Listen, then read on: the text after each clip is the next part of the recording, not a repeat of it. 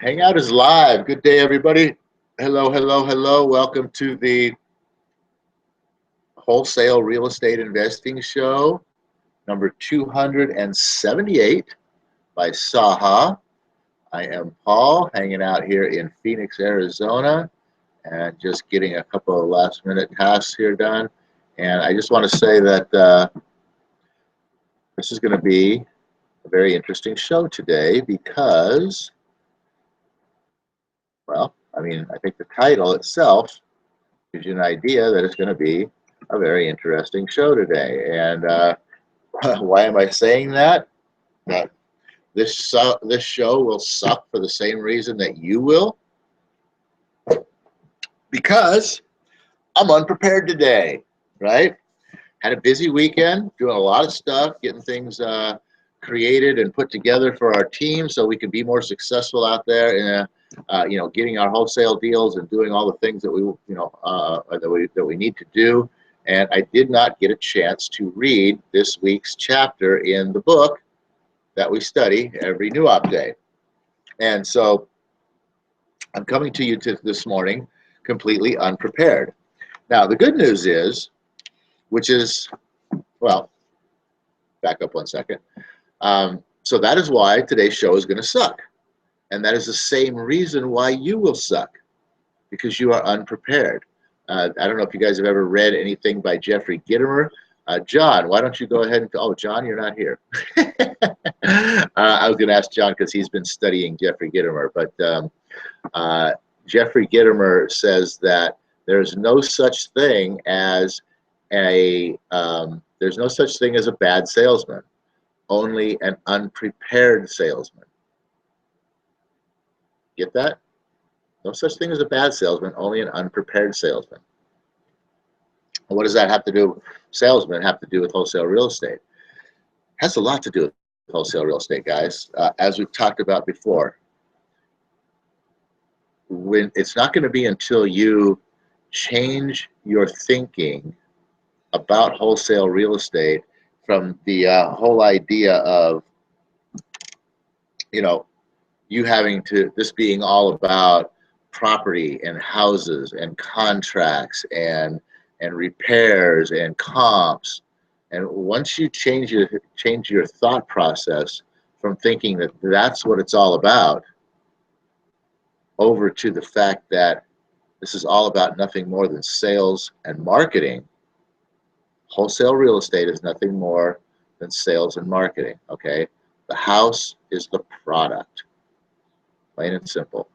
Once you make that mind shift, once you realize it's not about the property, it's not about the comps, it's not about all that stuff.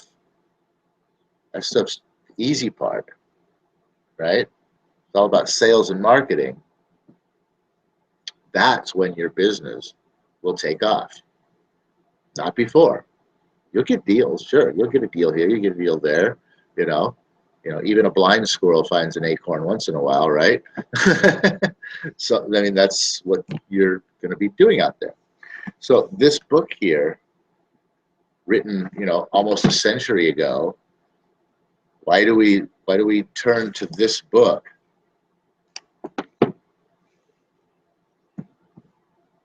On every New Op Day?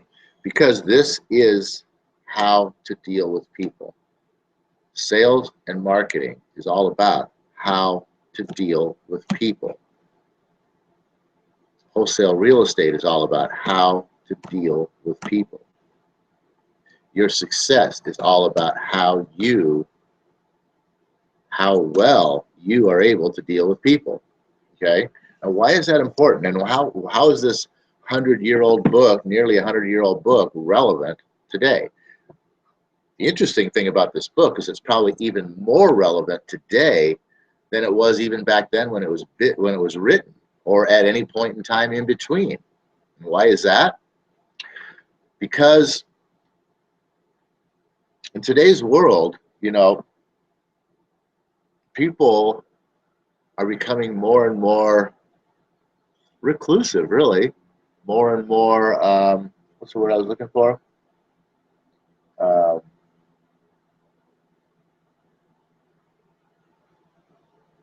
There we go. More and more reserved, right? People literally are having less and less fun. People are becoming more and more scared. They're becoming more and more distrusting, right? Their skepticism and their cynicism is going through the roof. They can't believe anything anybody says or does or says they're going to do. You know, and I mean, why is, I mean, yeah, why is that? Well, because, you know, they've done that. You know, we've been doing that over the years. Back when this book was written, you know what, there was a whole lot more people that you could put your trust into, you know, who would do what they said they were going to do. And I don't mean that there was a whole lot more people, because there's a whole lot more people today, period, than there was then. And in reality, in all reality, there probably even wasn't a whole lot more percentage of people. But I think there was, just because of the, you know, moral the moral standards which people lived up to back then compared to the moral standards that people live up to today.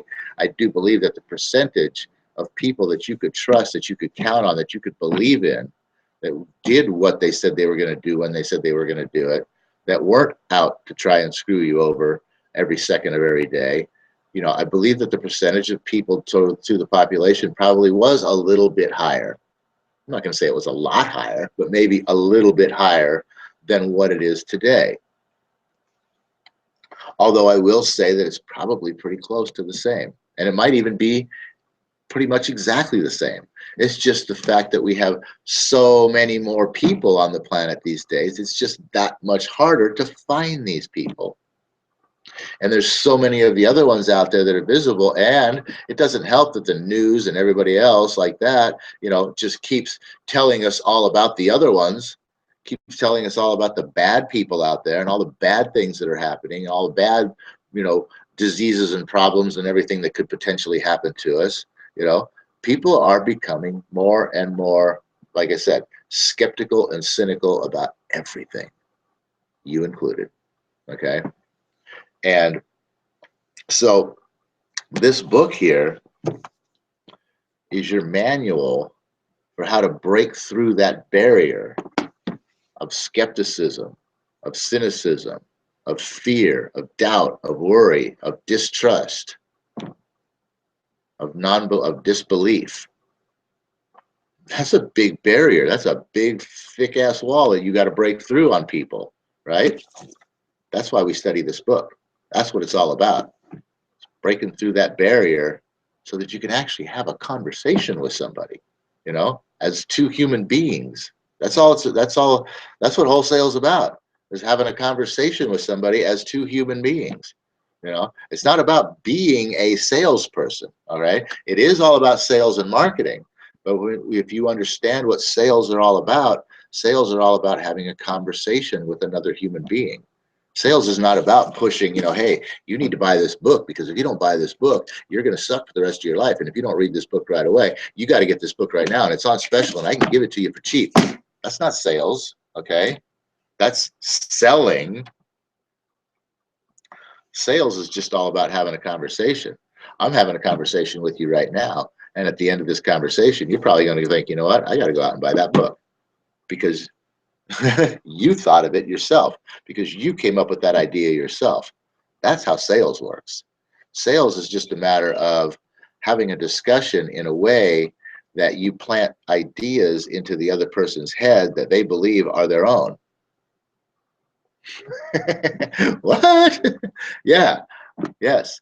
You're having a conversation through which you are planting ideas into the other person's head, which like sprout immediately, that they can believe are their own ideas, that they thought of it.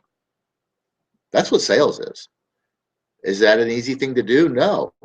It's a skill, it's an art, and it's something, but it is something that you can learn. You know, I mean, is there any skill or art out there that you couldn't learn? Could you learn if you wanted to? Could you go learn how to paint? Could you learn, if you wanted to, the skill of, you know, swinging a golf club and how to hit a golf club? Yeah, you could learn both of those. Could you learn the skill of, cutting hair. If you wanted to be a barber or a beautician, yeah, you could go learn that skill. You know, you could be right here, right now. I don't know how to cut hair. You know, I'm going to go learn that skill. Could you learn the skill of being a masseuse? You know, do you know how to give a massage right now? I mean, yeah, well, sure, you can do a back rub, but is that a real massage? Are you really doing, you know, good there? Or are you just, you know, making it kind of feel good? You know, you can go learn that skill. You can learn any skill. And sales, the art of sales, is a skill that you can learn. It's just that simple. Okay? And like I said, it's not about pushing product on somebody. It's not about pushing your ideas on somebody. It's not about, you know, convincing them that they need what you have. That's not sales. Sales is having a conversation with two human beings and planting seeds in their mind that they believe are their own ideas. Think about that. But in order to have that conversation, you can't get to having that conversation. It doesn't just happen. You know, you can't just go out in the street and say, hey, how you doing? Can we have a conversation? People be like, who are you? What do you want? You know, what do you mean, can we have a conversation? I don't know you. Why should I trust you? Why should I believe anything you have to say? You know what I mean? Skepticism, worry, fear, doubt. Got to break through those. That's what this book is all about, okay? That is why you will suck out there as a wholesaler, because you are not prepared in the area of dealing with people. You are not prepared in the area of breaking down those barriers so that you can have that conversation with somebody. Until you become prepared for those things, like I said, even a blind squirrel gets a nut every once in a while, okay? And you will be able to do deals as a wholesale, you know, in wholesale real estate. But if you want to take this to the next level, if you want this to really put you, you know, in the stratosphere of earnings and, you know, give you the life that you really came here to find and have, then you're going to need this book. You know, there's other books, seriously. This one is so simply written, so simply written. The stories are, the funny thing is the stories are about, like I said, 90 years ago, stuff going on, 80, 90 years ago, but they still apply today. You can still see the exact same thing working today in a similar situation with a business or with a family or with you personally here in life. That's what I love about the book too, is he applies these principles not only just to business, you know, and dealing with people in business, but he also applies them to dealing with people in real life, in, you know, your family, with your kids, your wife, your spouse, whatever the case might be, you know. So he applies stories for that as well too. So, and he applies stories in just, you know, personal, just everyday success life, basically, things, sort of thing. So we're in chapter 12 now of part 3 of the book, which, if you're in wholesale real estate, I don't understand why you wouldn't think part 3 of this book might be fairly important, since it is titled How to Win People into Your Way of Thinking. How to win people into your way of thinking. Well, what do we want to do out there when we're talking with a seller, when we're contacting a seller? Don't we want to win them over into our way of thinking that the price that we want to pay for their house is a good price and is a fair offer? Yeah, there's a whole section in this book on how to do that, okay? Pretty good idea. Maybe reading this book's not a bad idea after all. Okay, so here we are in chapter 12 of that section. And this one is called When Nothing Else Works, Try This. And like I said, I'm totally unprepared for this show today because I haven't had a chance to pre-read this chapter. I mean, I've read it before, but it's been a while, so I haven't had a chance to pre-read it and get it fresh in my mind so I could really give you a good presentation on this, which is why this show is going to suck today, because I'm not prepared. But that's the beauty of this book too, is that, you know what, Oh, it's a nice short chapter that you can just read right out of this book, and it's all going to make sense. So here we go. When nothing else works, try this to win people over to your way of thinking. Charles Schwab had a mill manager whose people weren't producing their quota of work. How is it, Schwab asked him, that a manager as capable as you can't make this mill turn what it should? I don't know, the manager replied. I've coaxed them in, I've pushed them, I've sworn and cussed, I've threatened them with damnation and being fired, but nothing works. They just won't produce. This conversation took place at the end of the day, just before the night shift came on. Schwab asked the manager for a piece of chalk, then turning to the nearest man, asked, how many heats did your shift make today? 6. Without another word, Schwab chalked a big figure 6 on the floor and walked away. When the night shift came in, they saw the 6 and asked what it meant. This is so funny. Oh, what the heck happened here? Why did that just pop up? Okay, I don't know. Window just popped up. Just sorry, threw me off. Okay, so the big boss was in here today.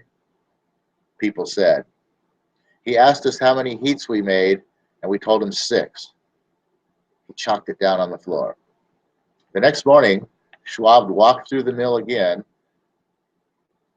The night shift had rubbed out 6 and replaced it with a big 7. When the day shift reported for work the next morning, they saw a big 7 chalked on the floor. So the night shift thought they were better than the day shift, did they? Well, they will show the night shift a thing or two.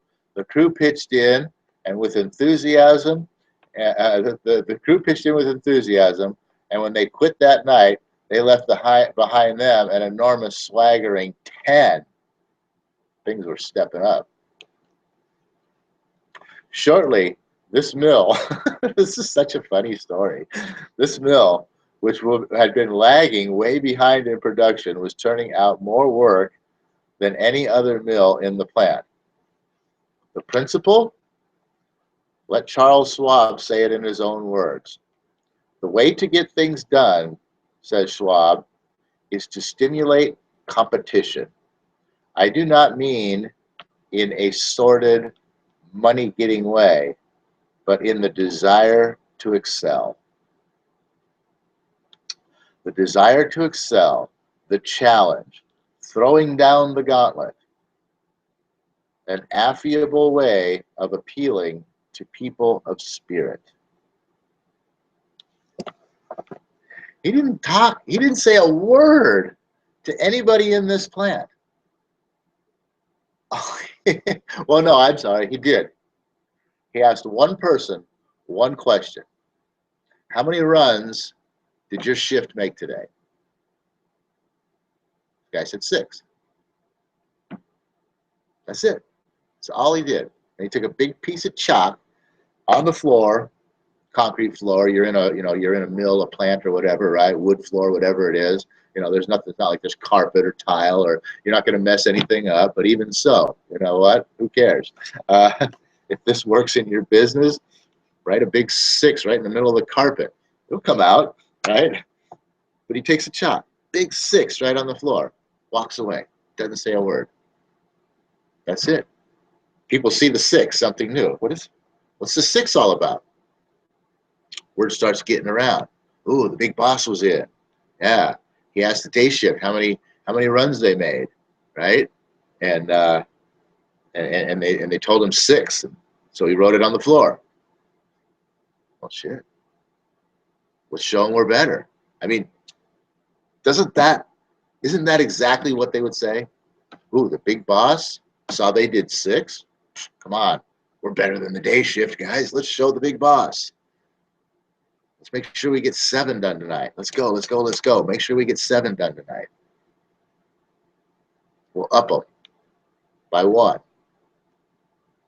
The next morning, so they scratch out your paltry 6 and put their own 7 down there, right? So the day shift can come in now and go, ooh.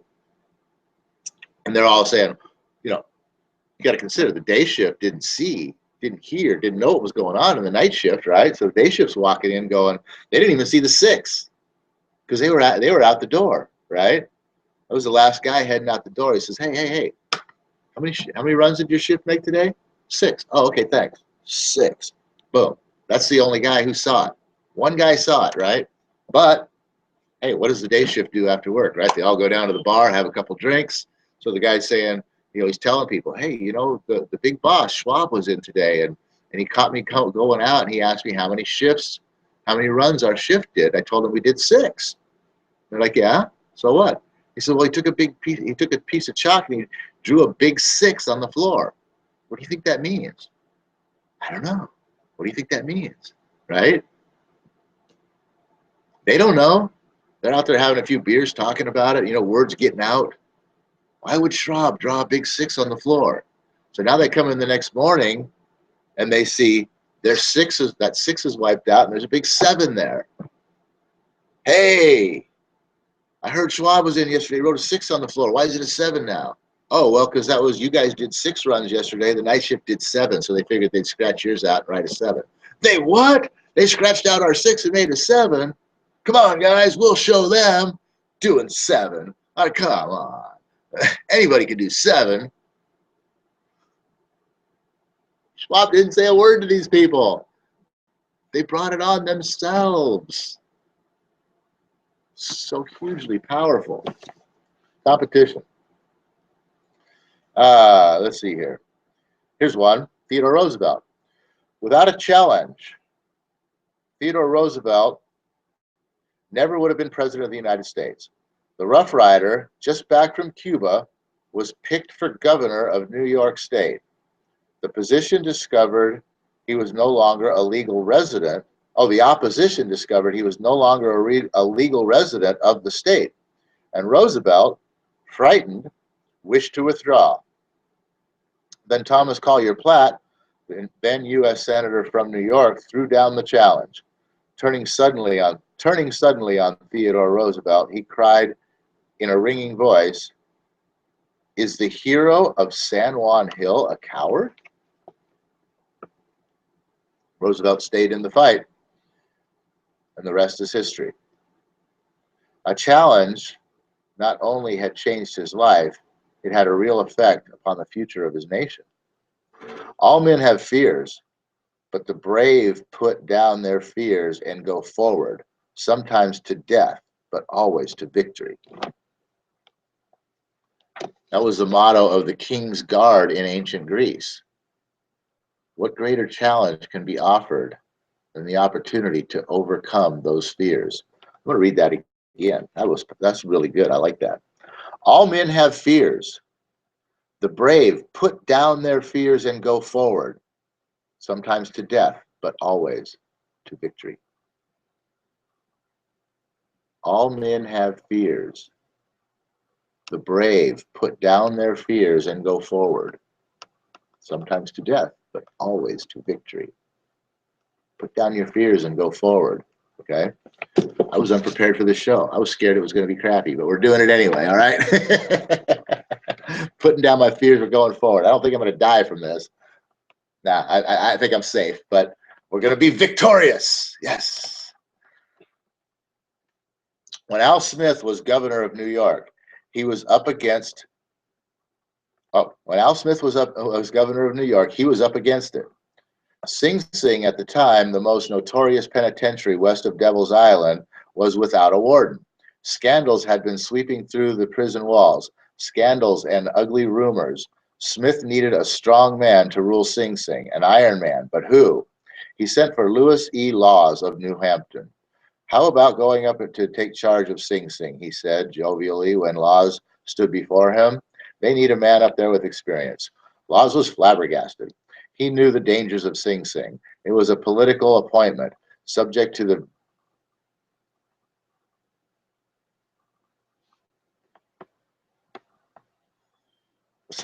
vagaries of political whims. I got to find out what that means.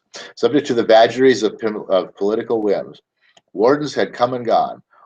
One had lasted only 3 weeks. He had a career to consider. Was it worth the risk? Then Smith smiled. What? I didn't see that. Then Smith, who saw his hesitation, leaned back in his chair and smiled. Young fellow, he said, I don't blame you for being scared. It's a tough post. It'll take a big person to go up there and stay. So Smith was throwing down the challenge, was he?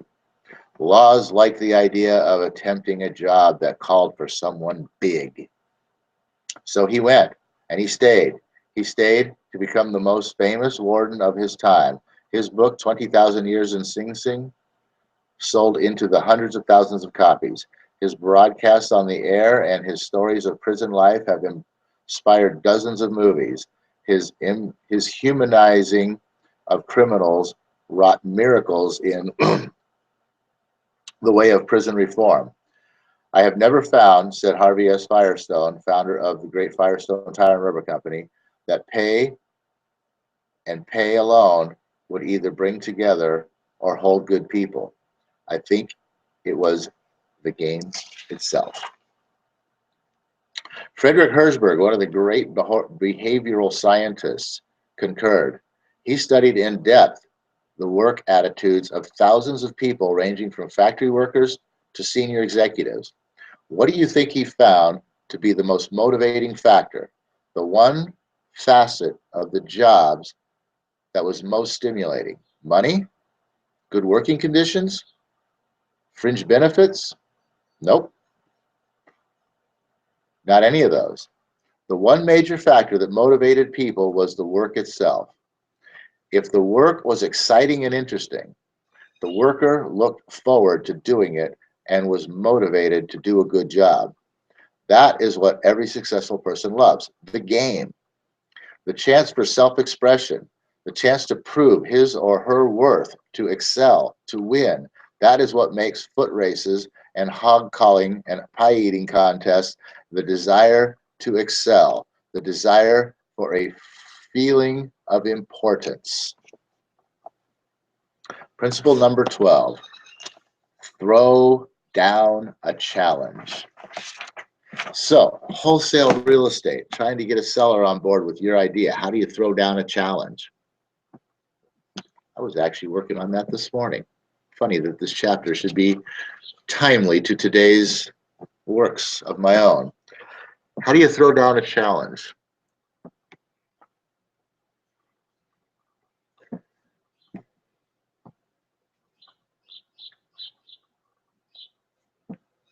You could give them the idea of, well, you know what? A lot of people might say, we've been hearing this a number of times. A lot of people will say, you know, well, I'm waiting for the market to come back. Okay. Newsflash, first of all, the market is back. All right. I mean, prices are like they were in 2005. It was only 2 more years, 6 and 7, through ridiculous, you know, ridiculously inflated stupidity that allowed prices to exceed even further beyond 2005. So this is the market, guys. The market is back. If we balloon up to 6 and 7 right now, you got to think, hey, maybe there's a problem here. Guess what? We are going to balloon up to 6, 7 because everything's going exactly like it did in 2005 right now. Lending is becoming a little bit looser. Money's becoming cheaper, and yeah, it's going again. It's not so much the individual out there that's going to get shafted this time. Now it's the hungry investor out there that's going to get shafted a little bit. Going to be a lot of investor foreclosures coming up in the not too distant future when the crap hits the fan again. So anyway, people saying, you know, I'm waiting for the market to come back. So challenge them. Well, Joe, don't you think the market's back already? Joe, what part? You're waiting for the market to come back. What part of this market isn't back, Joe? Challenge them to tell you what is their answer. What are they waiting for, right? they'll be like, oh, well, you know, in 2006 or in 2007, I got an offer for this. Okay, I get that, Joe. Let me ask you a question. What was going on in 2006 or 2007? Right? A bunch of ridiculous people out there qualifying for loans that everybody, the banks knew nobody could afford to keep, thinking we can make all kinds of money buying and flipping houses and just jacking the market up to extraordinary heights that blew up in our face. Is that what you're waiting for, Joe? Is that what you're waiting for, Joe? Do you think that's going to happen again? You think people have forgotten all of that? Well, the truth is they have, but do you think Joe's going to think they forgot all that? Has Joe forgotten all that? So there's one way to throw down a challenge right there. A challenge to make them think. What the hell am I thinking about? So anyway, guys, hey, this is a great chapter, a great principle, something that you can use in your business. This whole book, like I said, is full of things that you can use in your business to have you be prepared to be a good salesperson. Not to go out and sell crap, but to be a good salesperson. Anyway, with that, thank you all for being here. And we'll be back here, obviously, on Wisdom Wednesday for more great wholesale real estate insight. Until then, all I want to say is, oh, universe, I ask not for more riches, but for more wisdom with which to make better use of the riches given to me at birth, consisting of the power to control and direct my own mind to whatever end I might desire. Everybody, make it a powerful session. Enjoy the rest of your new op day, and we'll